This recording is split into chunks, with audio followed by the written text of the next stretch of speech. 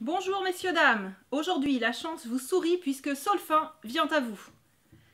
Il me fait de la peine celui-là, à attendre devant la porte que quelqu'un lui réponde.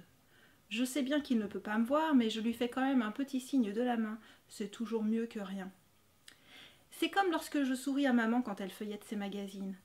Ce n'est pas parce qu'elle ne me regarde pas que cela va m'empêcher de lui sourire.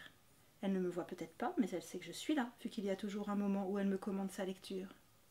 Combien de temps faudra-t-il encore pour que les journaux reconnaissent que cette pauvre Marilyn ne s'est pas suicidée comme ils s'entêtent à le répéter depuis des mois? La vérité, c'est qu'elle a été assassinée par cet affreux FBI et que personne ne dise plus jamais que l'Amérique est la capitale du monde libre.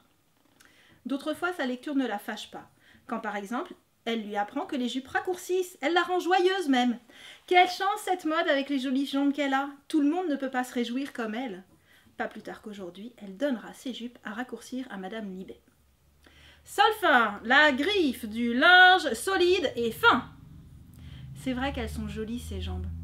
Un matin, alors qu'elle y passait le rasoir avec tellement d'ardeur que je redoutais qu'elle ne se blesse, je lui ai demandé si mon père était un homme poilu, parce qu'un détail sur mon père, c'était quand même mieux que rien sur mon père. Le diable lui-même n'en aurait pas plus, m'a-t-elle répondu, puis elle s'est mise à rire comme si elle était prise d'une quinte de tout, et j'ai eu franchement peur qu'elle s'étouffe. Maman s'y connaît en rire. C'est comme une autre langue qu'elle parle. Maman a également un don pour inventer des histoires épatantes. J'ai d'ailleurs raconté à Thérèse l'une de mes préférées, celle du miroir brisé de la petite fille qui marche. Et cette histoire lui a tellement plu qu'elle a proclamé maman poète. Moi, je ne sais pas trop. Je ne connais pas autant de poètes qu'elle, mais je suis heureuse que Thérèse ait vu le bien qu'il y a chez maman. D'habitude, il n'y a que moi.